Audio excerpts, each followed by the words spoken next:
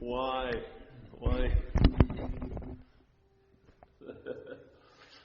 Like, oh yeah, that all the things we've done to get out of self, they haven't seemed to have worked, have they? They've worked maybe temporarily. Why is that? Why is it that there seems to be nothing that succeeds in the noble endeavor of getting out of self?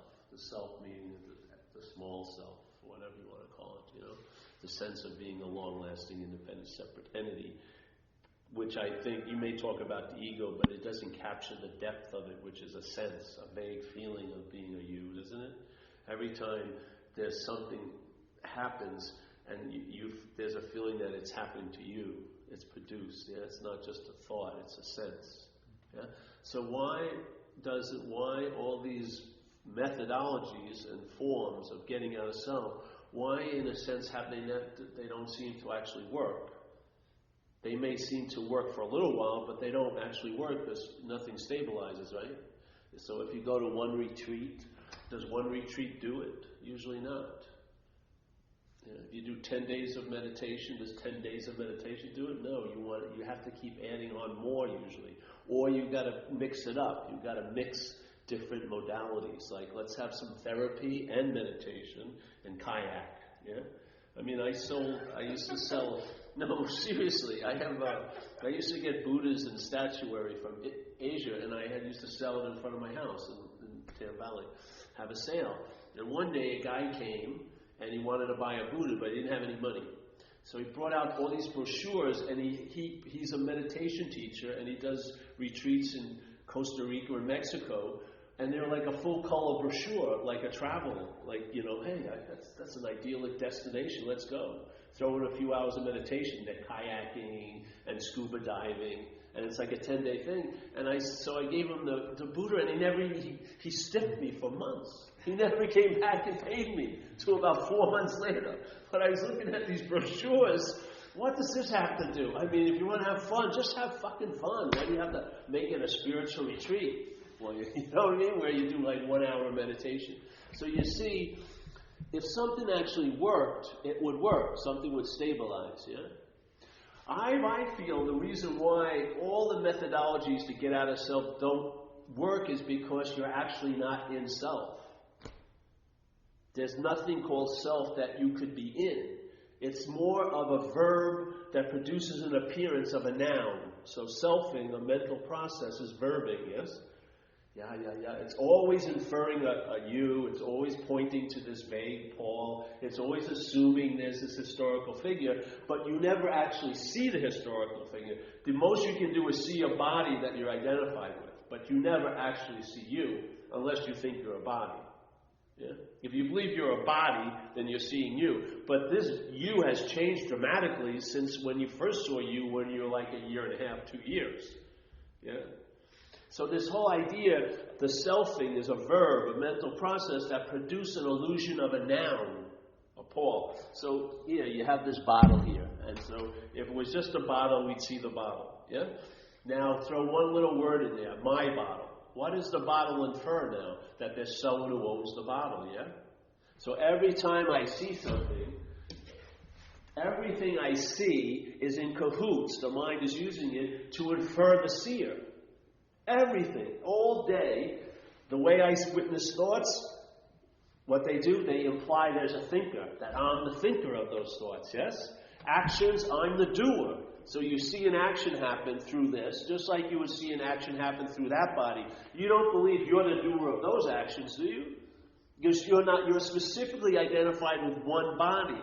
So you can assume that you're the doer from here, but it would seem so absurd if you said, I'm the doer from there.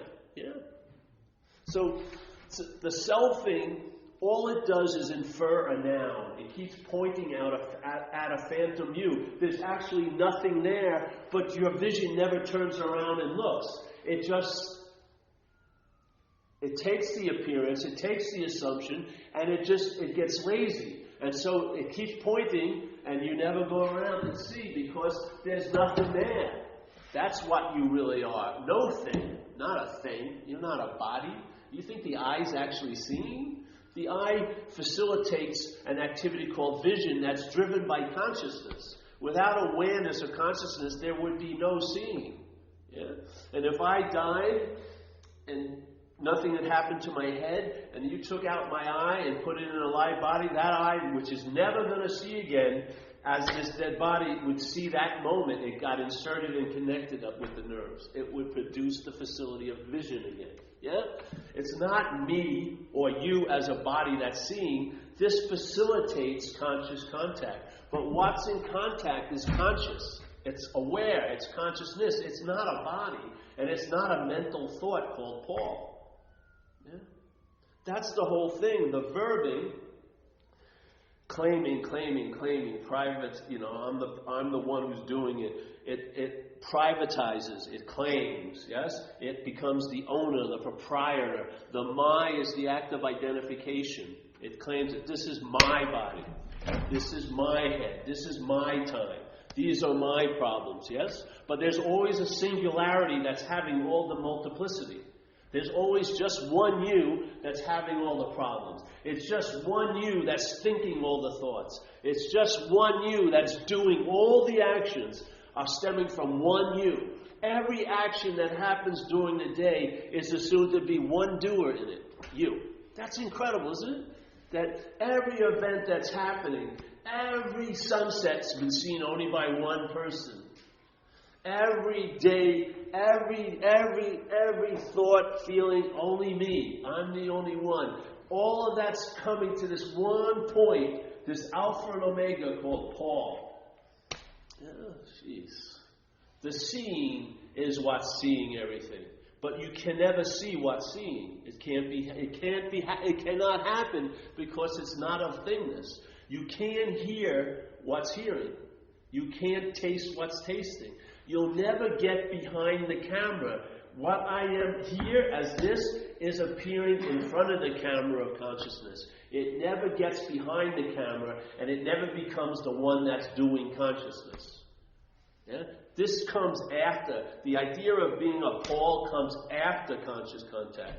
Yeah? So who's in contact with life anyway? Who's actually having the experience of life? The idea of being you or consciousness? Could you imagine what would happen if you changed your point of reference from the you and allowed it to go back into consciousness? And then now, instead of seeing life as happening to you every freaking day, you would see life as happening?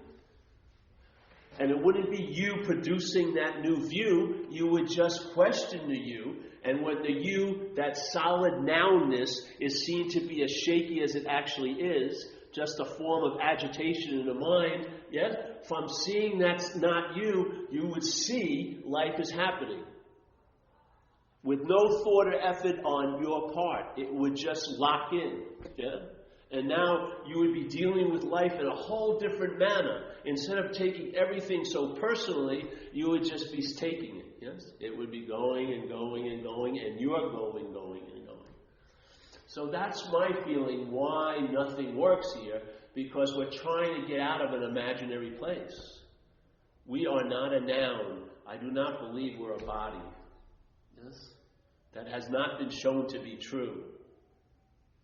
If I'm not a body, if I'm not that fixed reference that's behind, in front of the camera, well then maybe I am what is in contact here. The consciousness. Just maybe I am not of thingness, even though there's an appearance of a thing, that I may be of no thingness. What would that...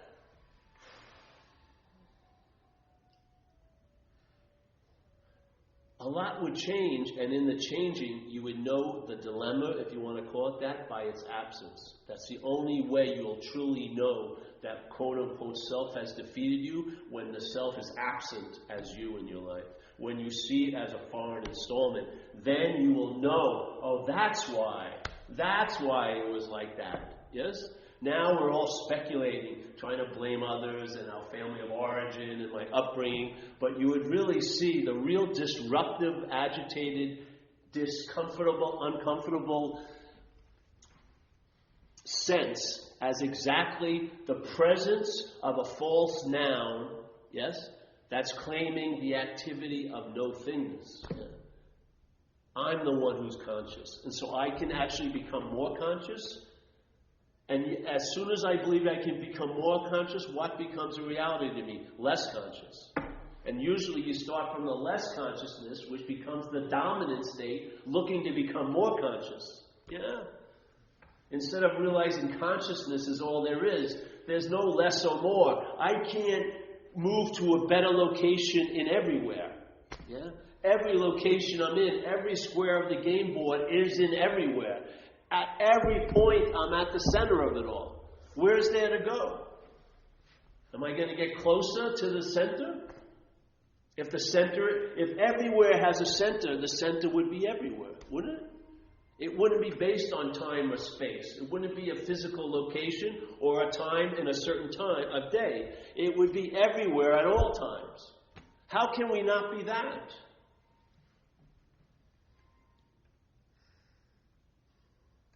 We play so small by becoming identified as this. I swear.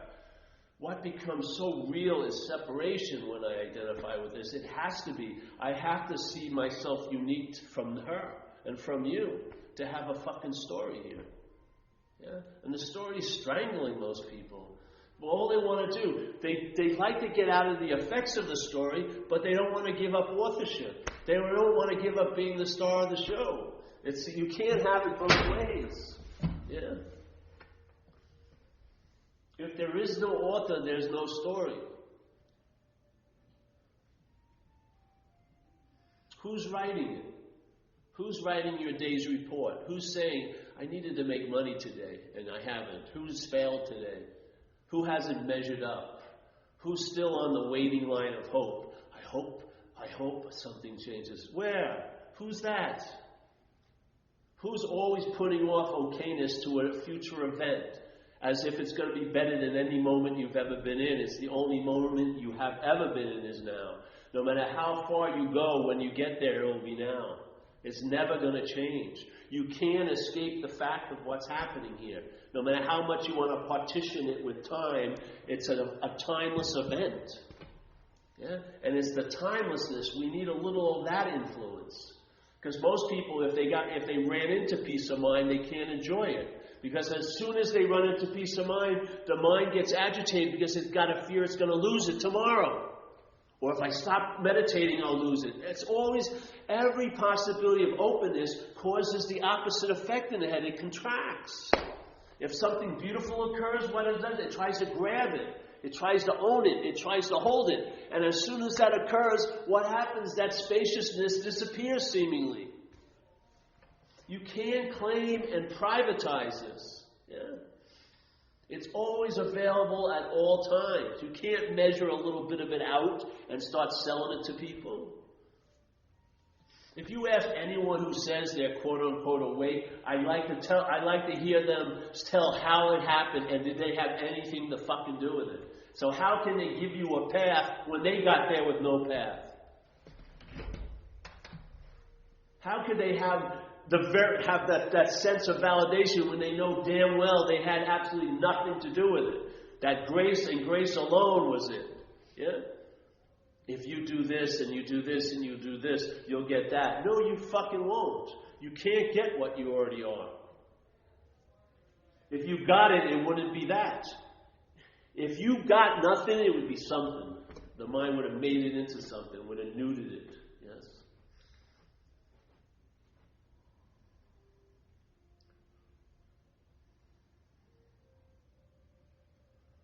You know, the day I was talking in this video, like the day I got sober, you know, when I was in that trailer park in Calistoga on one of my lovely little wine tours, you know, drinking Royal Cape Vodka in a trailer with some guy I didn't know. And I'll tell you, a lot of people come to a change in their life through a bottom, you know, something emotional or physical or mental, a traumatic event. Well, this was a regular day at the office. I was hunkered down into that lifestyle. I had no expectation of it ever getting better. I knew I was going to end up in front of those 3 doors, institution, jails, and death, and I was just trying to stay high until that happened. I did not have one thought about bettering myself. I had just been in a 2-year program 10 months before, and it didn't seem to work. So I basically had hunkered down. And while I was sitting there having that vodka, as it was getting past this one time, something inserted itself into my noggin. And like a fucking spiritual barricade stopped the linear story of Paul for maybe a minute or two. But in that minute or two, I was given the gift of what surrender was.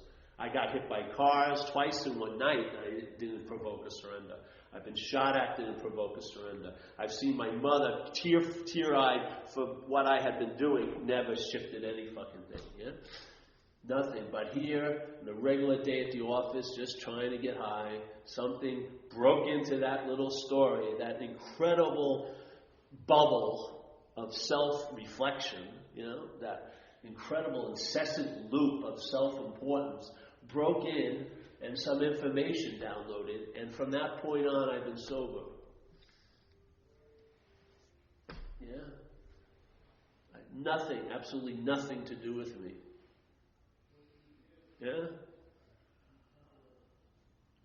5 minutes of that opening in this place shifted one character story, one action figure's life for the last 24 years. Could you imagine if you actually honored that space? What could possibly come to pass? I do, I know. I've seen 30 years of my story erased in a nanosecond. All that writing, all that remembering, all that thinking, like that, when the appearance of grace occurred. How real was it? How real could it be if it could disappear so quickly? You seem to have huffed and puffed and built it up for 30 years, and in a nanosecond, it has no influence or effect, because it never had any influence or effect. No matter how much I huff and puff and desire to become, I'm never going to be a self. I'm never going to leave my nature and take the nature of a body. I am never going to be a creature of time, and I'm never going to be a creature of space.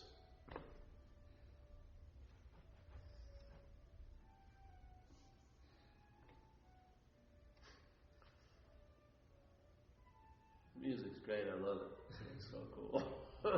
It's such a trip event, when you entertain possibilities. Because usually the only possibilities we've entertained are provided by self-centeredness. And we've been through every one of those possibilities. I will be, I once was, I hope it happens again. Yes, it just goes on and on and on. And you've been on that ride so many times. I mean, every ring in office is a brass ring, Yet we never get off, because why? We can't entertain getting off the horse, because we take ourselves to be the horse. We don't see that we've been ridden by a parasite. That if you could entertain, I'm not that, the next thing your mind could entertain is, hey, I can be free of it. Not, I can therapize it and make it not so fucking angry or rageful or vindictive or violent, or I can, socialize it enough where I can go to a picnic and not flip out. But no, radically be free of it, free from it, yes? But you can never be free from it as it. That's the big hook it has. Identification as that fucking freezes your ability to entertain freedom. You can only entertain freedom as that, and that will never be freedom. It'll be another form of bondage, yes? It always turns out to be another form of bondage. Every freedom as Paul turns out to be a form of bondage. Yeah? But freedom from Paul, from, not as, but from, that's radical. That works. Yeah? Once you entertain, it may not be you. A little bit of space may be produced. In that little bit of space, a pause gets generated. And that pause grows. And in a very nice way, it expands and pushes that out. And now you're living in a pause. From what? A pause from Paul. Yeah. Not a pause from a heavy day, but an incessant, long-lasting pause from Paul. Then the mind can enjoy peace of mind. Then the mind comprehends the word serenity. Then the mind knows peace. No. You cannot know peace in time. Can't. Because the time will be inserted in it and you'll really believe you're going to lose it. Because you think you had something to do with it. If you had something to do with it, if you believe you have something to do with it, that's playing God. That's a very, very deep level of playing God. To take yourself to be the doer is putting yourself ahead of God, in a sense. In recovery, it says the biggest unspoken step of recovery is to quit playing God. It doesn't work. Well, what would you taking yourself to be the doer? In other words, God's not going to be known unless I decide to do something to know God. I would say you're the bigger God with that God. Yeah? The God that you think you want to know, I think you're giving it all the meaning it has. You're not opening up to the revelation of that God's meaning it's giving itself. You're giving it the meaning it has. I would say that's the act of playing God, yeah? In this self-God's world, what you produce is tons of guilt and shame. You're never left off the hook, are you? You're never let off the hook. There's always one thing you really believed you did that lays under there, and it's locked in. You're busy trying to take out the everyday ones, but that one's got you. It's got you right in the balls. You're not going to let it. You really believe you did it.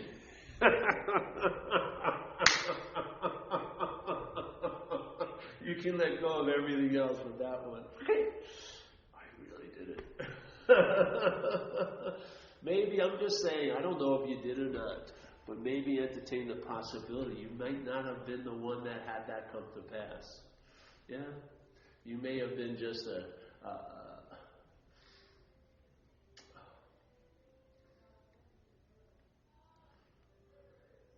I was talking on this tape, one of the biggest ones I had, it wasn't like a bad thing I did really.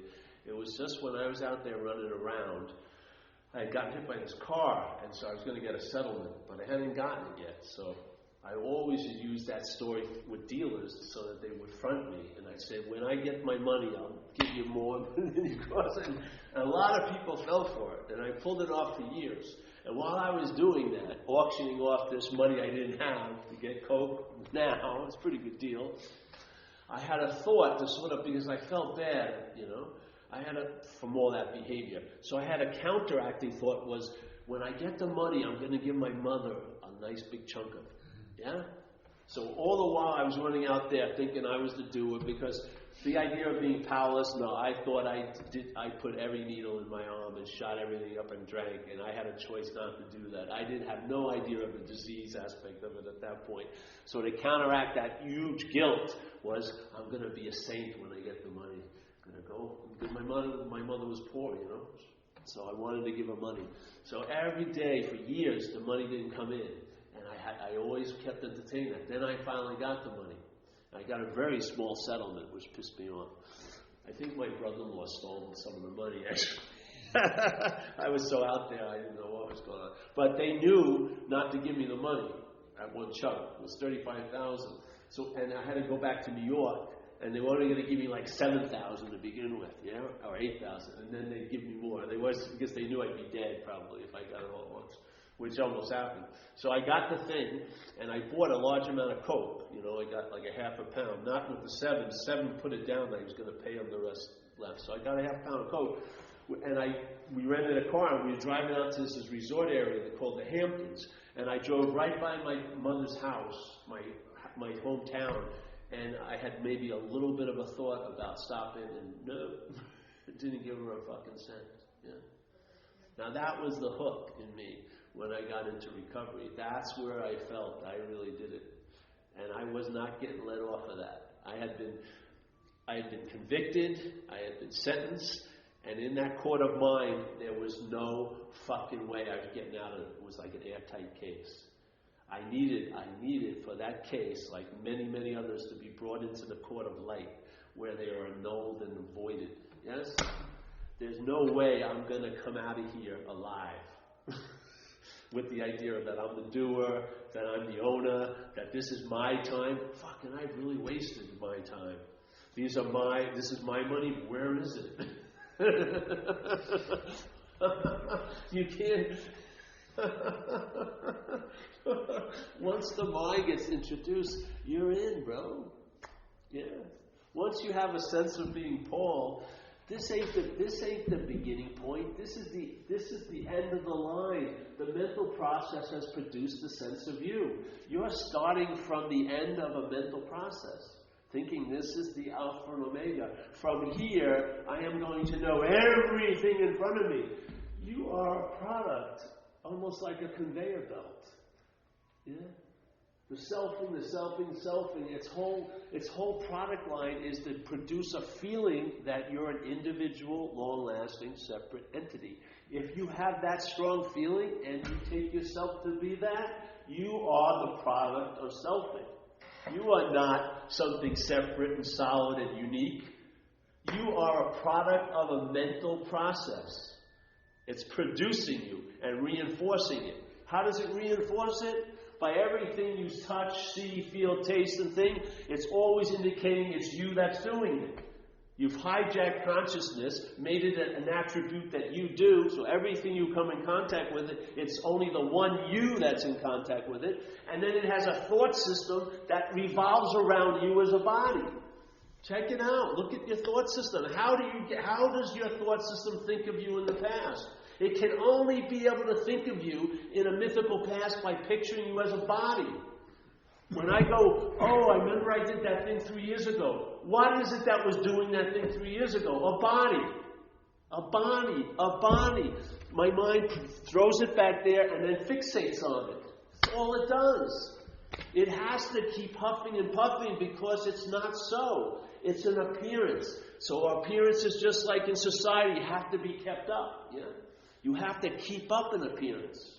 You can't let go and be yourself because there is no self. So the mind's constantly keeping up the appearance. Thought system, everything that you come in contact with, it's you in contact with it. This vague sense of being the doer and the haver. All of those are attributes of a mental process to produce an effect. The effect is to convince mind that it's a fucking body.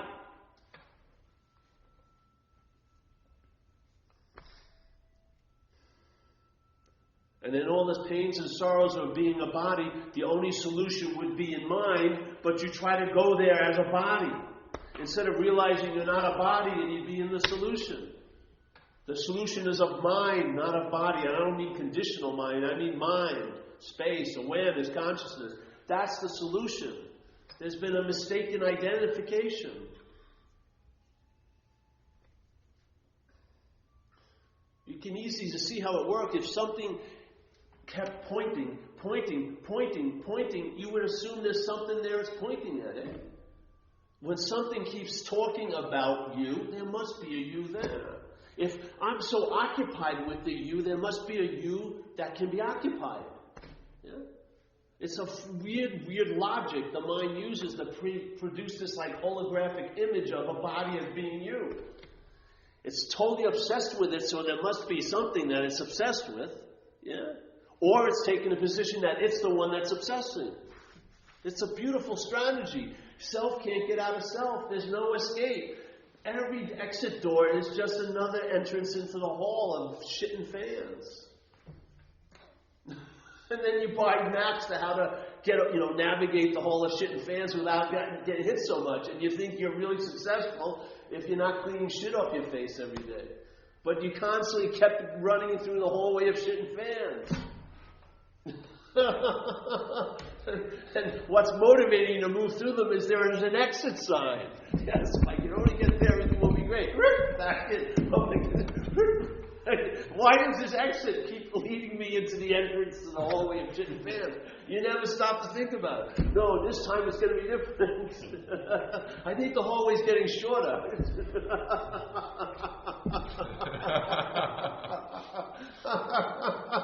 Well, I just hope it is.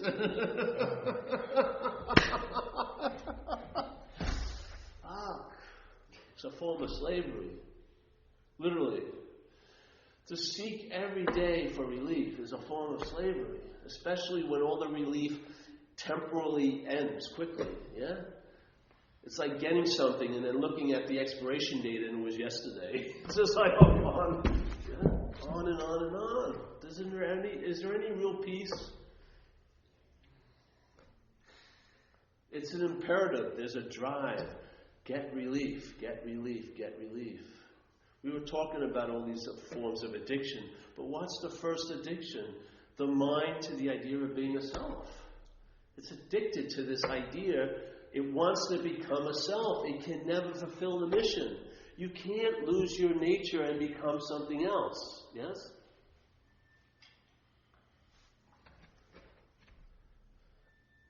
There is an inherent nature called consciousness or awareness.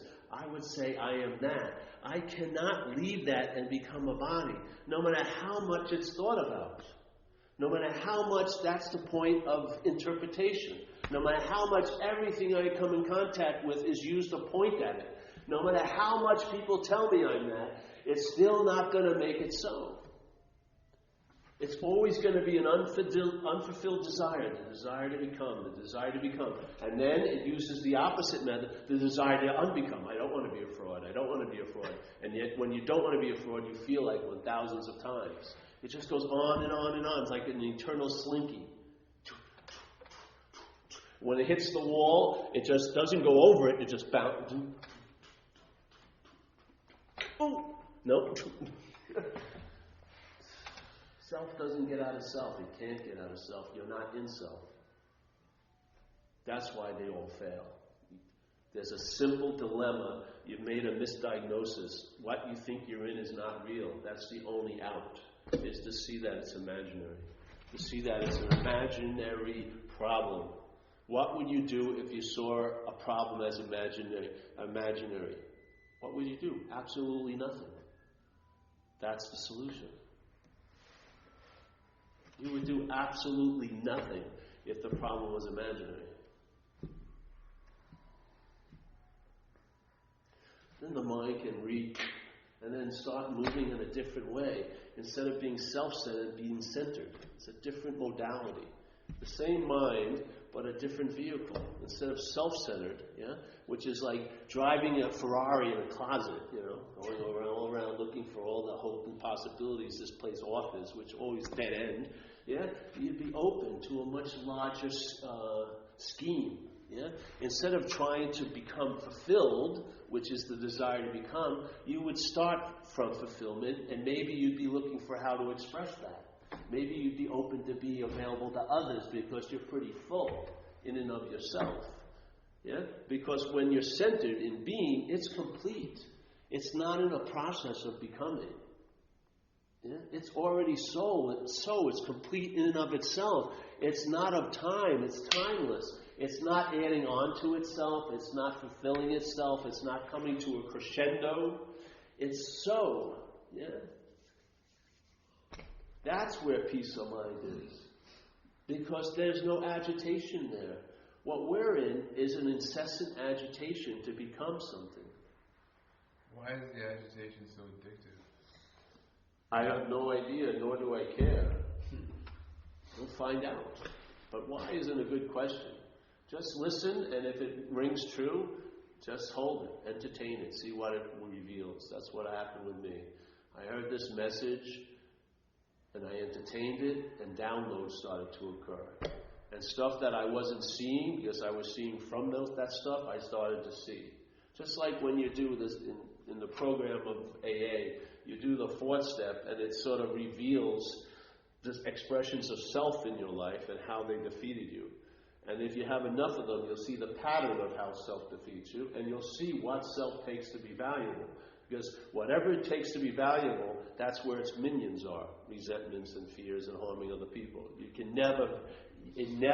never varies. It's a perfect diagnosis. Whatever your little head takes to be important, that's where all the fears and resentments and the fucking harms done to others reside, in most cases, yes? So you do that. Then the fifth step, it's sort of like a trinity event. There's a person who's going to share the fifth step. There's a person that hears it, and then there's a higher power. If one of them's missing, it won't work. If you're just talking to another person and that juice isn't being asked to be available, which it already is, then it doesn't work. If you're just talking to God and no one else, it doesn't work. Yes? So what happens? When you share about it, some things come out in the open, and there's defects of characters that become apparent that you didn't even know were running you. Then step 6 is, while you're living, you see those things come up. Instead of seeing them after the fact, you start seeing them while they're happening, and then it even speeds up where you see them before they start. Yeah? That's step, and then you become entirely ready to have what you're seeing removed. And if it's going to be valuable to others, they will be removed. And then you humbly ask a power greater than you to remove them. That's how it works in a way, yeah? But if you believe they're you, yes, if you believe the expressions of self are your expressions, your ability to let them go is severely constrained because they're yours. A fear is, there's nothing like a fear when it turns into my fear. My fear has a lot more juice than a fear. Yeah? My resentment has a lot more juice than a resentment. My thought has a lot more juice than just a thought. As soon as the identification as the one who has it occurs, it's sort of like a crazy glue. Yeah? You don't even know why you're glued to something, but there's an agenda going on. Yeah? And you can't seem to get separated. Yeah?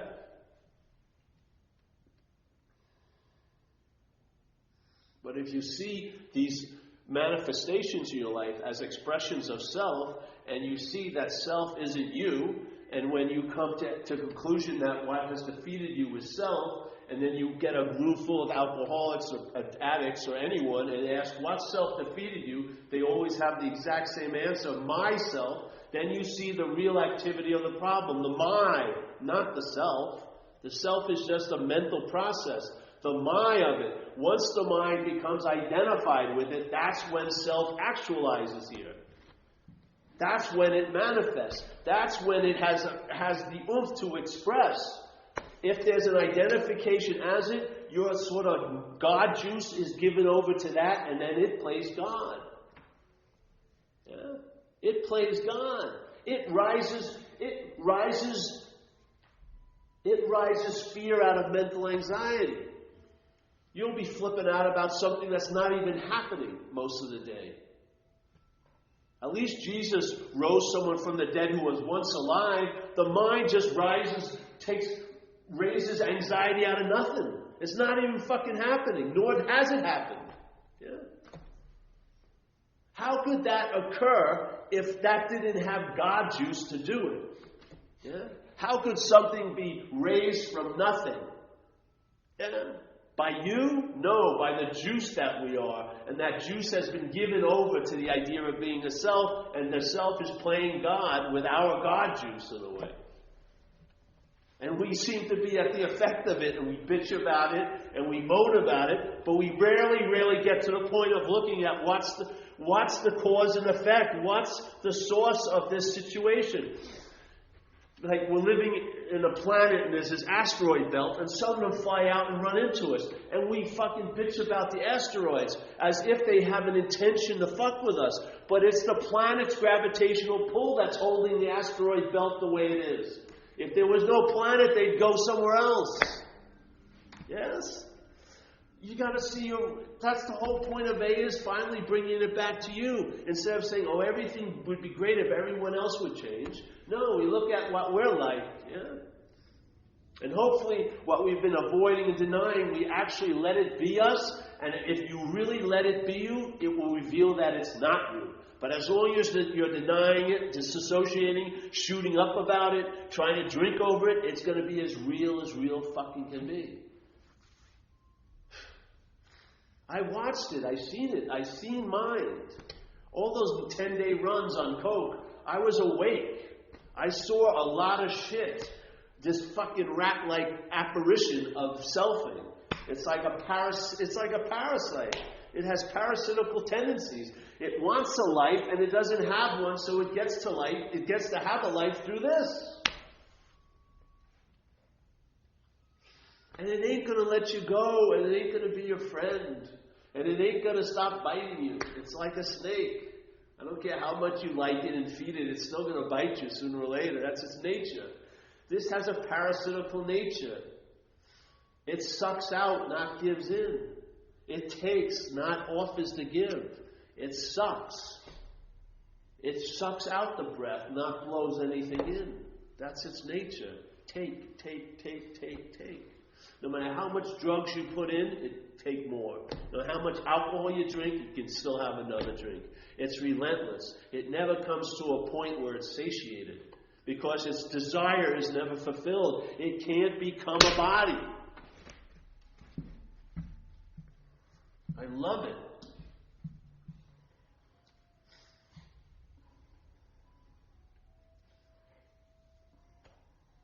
If the mind sees that, I swear, if it would see the failedness of the system that it's relying on, it would get off that fucking system.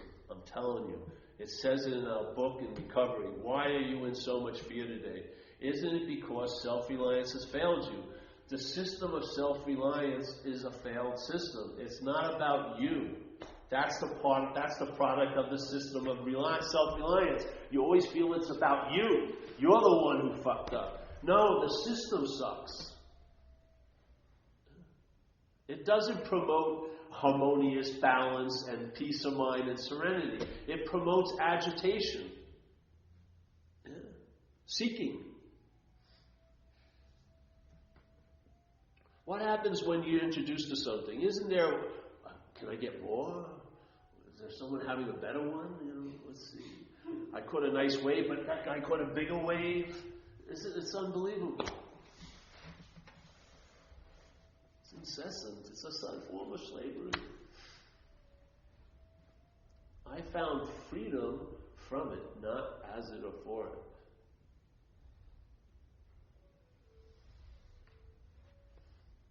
And by its absence, I've learned a lot about it. I swear.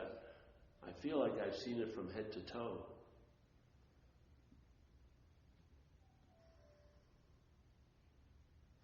It roars, but doesn't really have a bite,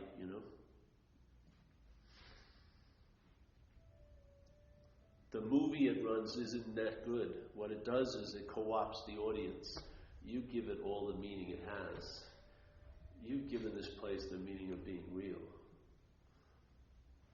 I believe you and I have the natural ability to see that as false, but not as the parasite. This will always be as real can be. Like Jesus talked about the single eye, if you have a single eye, your body will be full of light, yes? But right now we're looking from two eyes, yeah? And these eyes and this vision is built to see things, but I believe the mind has the capability of seeing nothing. I believe the mind can see spirit. I believe the mind is spirit. I believe the mind's gaze goes on infinitely because it never touches anything. It just sees nothing. On and on and on and on and on. And there's a great peace in that. There's a great freedom in that. There's a great sense of spaciousness. Just like when you go into that cathedral, the spaciousness of the place produces a presence. Well, your own mind is like that. The spaciousness of our own mind produces an incredible presence. Yeah? If the interest attention could go there and not always to a thing that's appearing in that space, but to sense the space itself, I would bet you that seeking would come to a halt.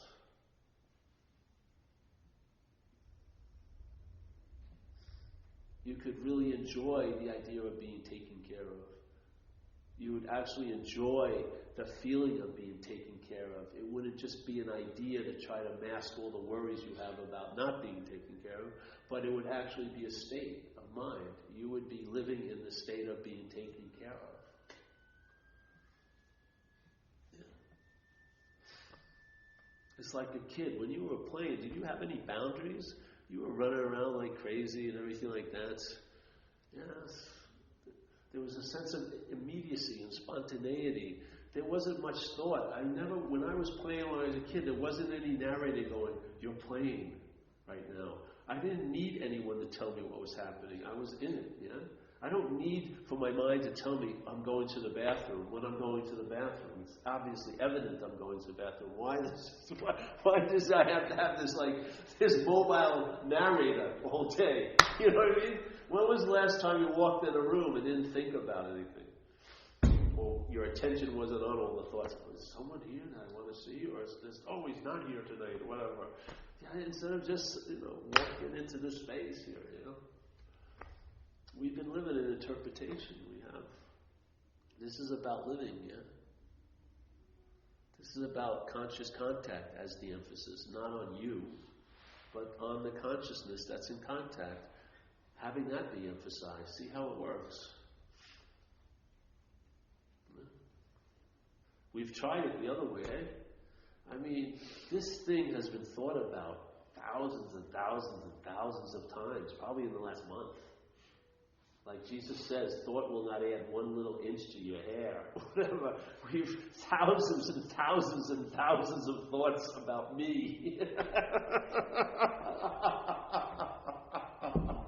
I've been under an avalanche of thoughts about me for years. I'm like digging, I'm always having to dig out, you know what I mean? Before I even get up to go out in the morning, me.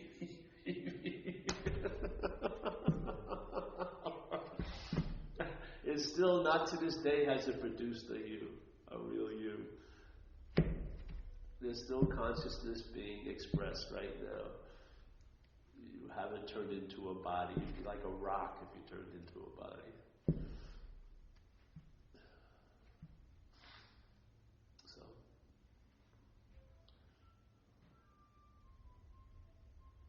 check it out. It may work for you. It's worked for me.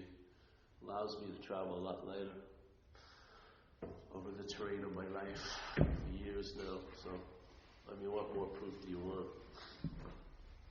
Something finally worked. It's worthy of the name solution. It really is. Yeah, a radical solution. That in the enjoyment or the entertaining of it, that's the highest form of maintenance. Yeah, just by sensing the presence, that's the greatest maintenance to the presence. Yeah. Just by the participation as that gets bigger and bigger. Yeah. And then immunity sets in. You have an immunity to the selfing, yeah. You've realized that the end product will never be made, never could have been made, and never has been made. There's no fucking way. Therefore, there's a sense of suspicion in all the little parts of the process of becoming, because it never reaches climax, ever, nor can it, because it's something already. Yeah? You are of a spiritual nature, I would say, or of a no-thing nature. There's no way that's going to be forgotten and you're going to turn into a thing. And then that thing's going to want a little bit of no-thingness called spirituality and try to graft it on its thingness. Have you ever seen no-thingness grafted onto a thing, have you? And have it really last? I have never seen it work. Yeah. They don't. It's like oil and water. They don't actually mix in a way. I can't as a thing acquire no-thingness. This is not going to become spiritual. There's just no way in hell it's going to become spiritual. It may think it's spiritual, but it's going to think it's spiritual as a physicality. Yeah.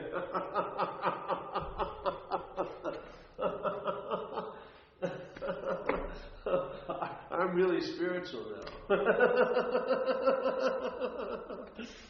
No, you're not the physicality. What does that make you? Find out. Find out what it makes you not to be that. Find out. If you were told, it wouldn't matter because you'd be hearing it as a body. So find out. Entertain. Am I that? Maybe ask some subjective questions during the day. Like when you notice your head's worrying about next week, ask who is it? Who is it that's doing this? See if you are the doer. Let's see if you are the thinker of the thoughts. If you are the thinker of the thoughts, then why do you have trouble stopping the thoughts if you're the one that's doing them? Yeah. If you're the one that's doing them, and you'd really like to have them all be good, why aren't they? Why would something that you're doing be so unruly to the doer? Yeah? Is it that wild as it left you, that it got its own defiance? So I did it, but it's not following my orders anymore. It's not obedient anymore. It's gone wild. How could that be if you're the doer of it? If you're the thinker, then stop thinking. or think only good thoughts? Obviously, you don't have much say in it, right? Because what we're talking from is a thought, an idea, and which is separating itself from other thoughts, and now takes itself to be the thinker of them. But we're just a thought the mind is having. The idea of me is a thought. The you is appearing, and the I is activated. There's consciousness occurring, but the sense of me is a thought. I don't see any me. I see this thing you call a you, Yeah? When you look at this, you call it a you. Yeah? Every freaking day, it would never change. When you see this, it's a you. Yeah? And if there's 800 of you there, that would be the same experience, all of them. There would be not one time that it turned into a me for you. No matter how many times you look this way, it would be a you. This is the fact. This is a you. While I'm looking at that, that's a you. Why is it that this you suddenly, miraculously becomes a me? There's only one me in this whole world. There's only one me. Even though the whole world says I'm a you, when they look at this direction, I'm beg to differ with you. I know who I am. I'm me. Yeah? There is the rub right there. If that me could be looked at and seen not to be so, then the interest and attention would leave that slavery, and some would go to the you to take care of the body, and a lot would go to the I and rest in that peace. Yeah? The me has about 98% of it now sucked in. So usually when you're dealing with your body, you're really dealing with your mind's concept of the body. And the I, you're thinking it's something you're going to acquire out there, spirituality. You don't even recognize it as your own nature. Yeah? The me. And the me is getting fed with the interest and attention, and it's gluttonous. It just keeps demanding more. What if you're not that? I bet you that you is going to do a whole lot better when it's not a me. I'm telling you. And the I will be set free, which has never been bound, but it won't be waiting to be approached by a me. It will realize it's so prior to the me that there's I and I alone. Yeah? Like we were talking today at this meeting, and they were saying, well, what level of God, playing God? Well, the incredible thing of playing God is that usually your approach to God is based on you, right? You're the one who tells you how good you're doing about God. You don't see that as a form of playing God with God? You know? Who tells me if I feel connected to God? My head does. Yeah? Who says I'm disconnected to God? My head. I would say that's God playing, isn't it? If God is everywhere, why haven't I bumped into him? Why hasn't he informed me of himself if he's that powerful? Why is it always up to me to know God? And what happens when I know God? What does that make me? A knower of God. When a great master said, to know God is to be God. But no, my experience is to know God is to be a knower of God. Where does the emphasis go then, on God or the knower of God?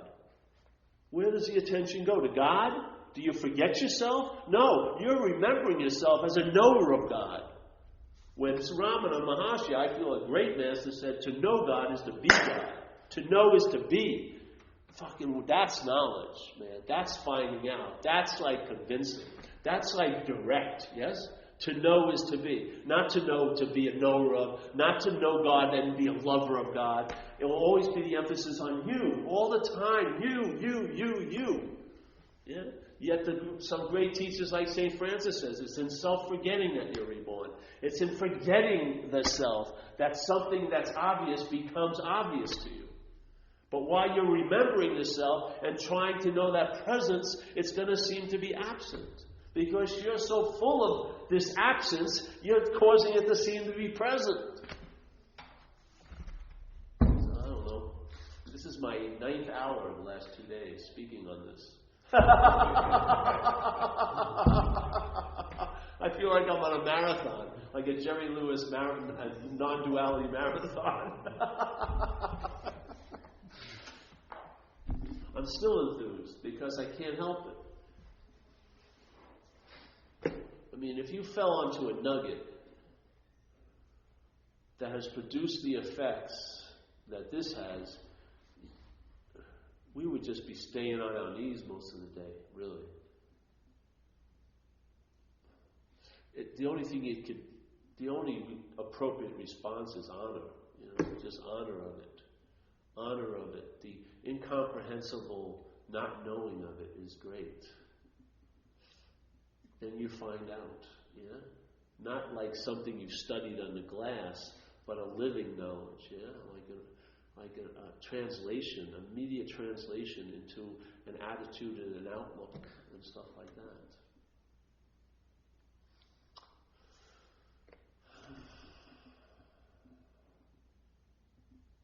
So if you're waiting to get an experience of your own absence, you're never going to be there for it.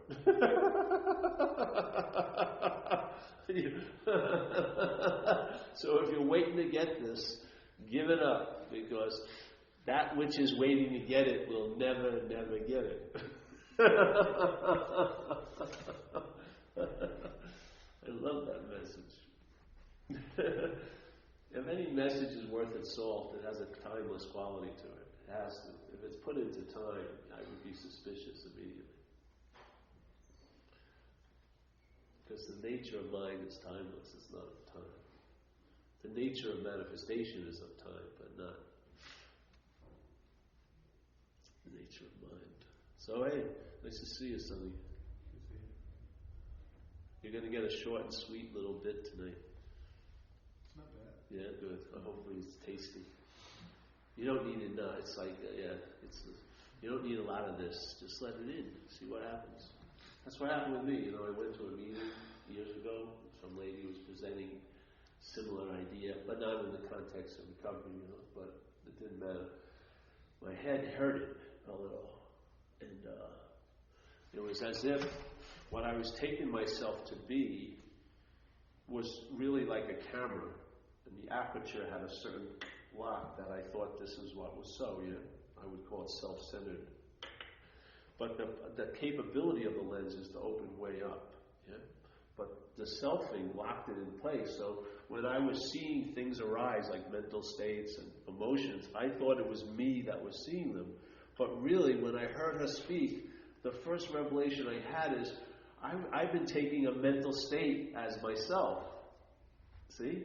The selfing had moved to the point of observing itself. It was a beautiful move by the selfing. And it will do that. It will stay in its own loop and think you're like observing what you're not. That's, no. That's the false observer. There's no true observer. There's just seeing. So when I listened to her, my head went like this. I was used to being like this, and it just went like the lens opened up. And I sensed the lens opened up. And it was really fucking big and spacious. It was really cool. So I had like an unspoken yes in me. I could just know this was so, what I mean? Beyond any kind of investigation, you just know something. I just knew it. And so I pursued listening to different people. Then I started reading a few books. And every once in a while, something would occur. A lot of times it seemed to be prompted by self-inquiry, asking subjective questions. The thing would go and open more. And it was sort of like, there would be like a choo-choo. And like if this room stayed exactly the way it's appearing, but dropped like 10 feet, unless you were really fast, you wouldn't have noticed something changed. But that's what happened. Over time, I realized I was dropping into levels of relaxation, that I had never visited after getting like 5 massages in one day, not even close. It was just choo-choo. And so the lenses just kept opening, And the possibility is, if you're able to entertain, which you are, that's all the mind's doing, and if you're entertaining this, it's part of the entertaining of it is cocoon. And so what was being seen from now starts to be seen. Yes? So you're taking yourself to be this, suddenly the lens goes up and back, and then you see that you were taking yourself to be. In other words, your day, your life started from here out. Now you're seeing all this space and you, So here you were, Paul, and everything seemed to stop. This is Paul, solid. This is where the buck ends. The buck stops here, and then everything else is happening to this. Suddenly, this was way over here, and there was all this space between whatever that is and this that I was taking myself to be. That is cool, It can keep opening up. There's no end to it. there's no end to it. So once you start seeing what you used to see from, that's real seeing to me. Yeah? As soon as you see it, there's a hint that you must not be that if you can see it. Sooner or later, in one of those samples, you'll get that flavor. I mustn't be that. Why? Because I'm seeing it. I'm seeing the production of this feeling. I'm seeing that point, that finger that was always pointing at me. Now all it's pointing at is a large amount of space. There is no Paul. There's just a pointing in space. And the mind gives this assumption that there's a noun there and a solidity. But in fact, what I'm seeing now, it's all pointing. There's no moon. Yeah? There's no moon the finger's pointing at. There's just pointing. And then the mind makes this assumption there's a moon. But there's no moon. There's no Paul.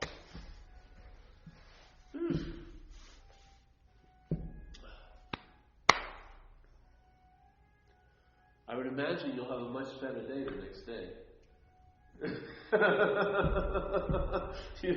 You're bound to be able to travel lighter.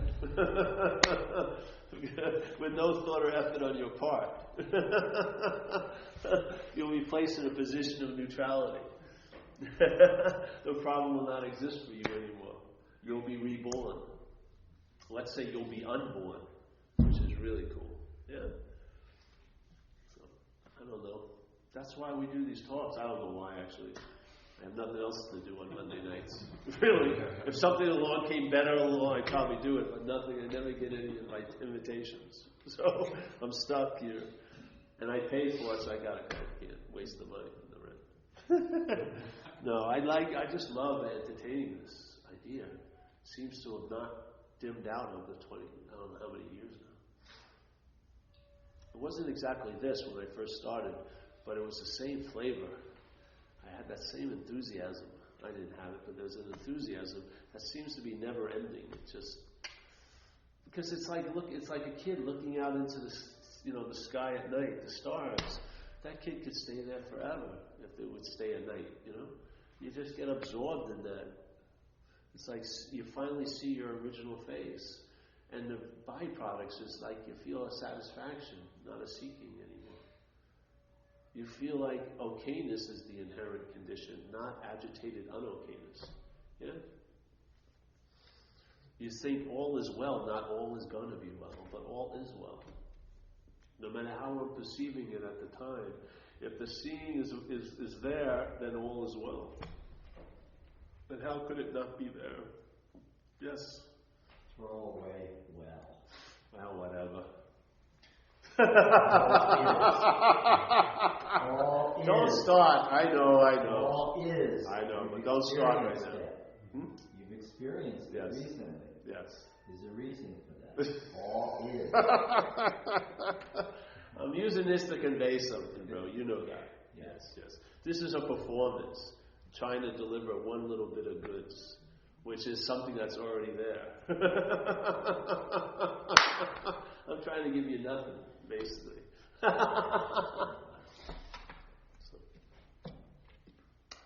All there is.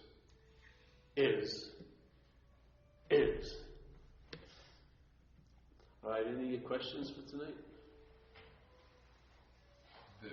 Yeah. I don't know what it is, but yeah.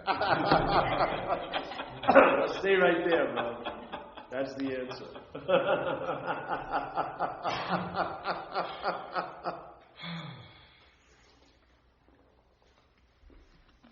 Our friend here is going to become a doctor. He's saddled with $200,000 worth of loans. And he's inherently totally okay. Yes. So the okay. The now is there's something that's resisting okay now. There's something that wants okay later. That's right. And then okay now. No, that's scary. Yeah. Okay later, yeah, because okay later. Okay, yeah. It's a movement. That's why there's got to be seeking to have a sense of a seeker. Yeah. Yeah. Yes. So it thrives with the objective goal to be somewhere else at some other time, so you can keep moving towards it, because you'll be a you moving towards it every step of the way. Now, The you is unnecessary, or the me, yeah. Conscious contact reigns supreme in the now. But in the mental realm, the mental apparition reigns supreme, or appears to. But now, consciousness reigns supreme. That's what's happening, is conscious contact. Yeah? In that conscious contact, there's consciousness about a mental interpretation.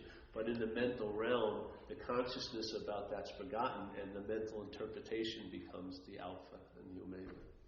Yeah? Here, and only here, which all there is the immunity or the antidote to that disease of mind, is consciousness and contact. Instead of being so concerned about what's in contact or what's being in contact, that just to have a sense of the consciousness. Yeah? See what it's like. Yeah. For me, the experience is more of your story. I guess your self-taught story is getting a lot of holes in it. Yeah. Or you're getting a better understanding of it, or it doesn't make sense anymore. Yeah. Oh, that's great. Sort of there. And it loosens up the space, eh? Right, but I'm wondering if there's a reinterpretation of the story, or the story is the self being self, or is there, There'll be many revisions and reinterpretations. Right. Yeah? So it doesn't make sense anymore in terms of listening to the story. No. But you're going to hear it, but the listening is sort of optional in a way. Hearing it isn't. You're going to hear it because you're conscious, so you're going to hear the story. Right. But to listen to it is different. But the story is changing. Does that make sense? Yeah, of course it It's not changes. just same old story. No, it's going to use the new and updated version of the trance. See, it's lazy, but once you start questioning it, it tries to pull out the big guns, Yeah. It's got some good ones in there that it feels like it always hooks you with, so, yeah. You're doing good, bro. You seem to be a lot brighter and happier than when you first started, yes? Thanks, yeah, that's good. Deb, you're lagging behind. You need to do a little more work. And we'll just keep Zen Mark contained out there. Yeah, we don't want him in the inner circle. So, all right, we'll pass the basket. That's it. No more questions. Thank you, Paul. Yeah, thank you. Oh, you're welcome, man. My pleasure. I'm on a run, man. I just can't help myself now.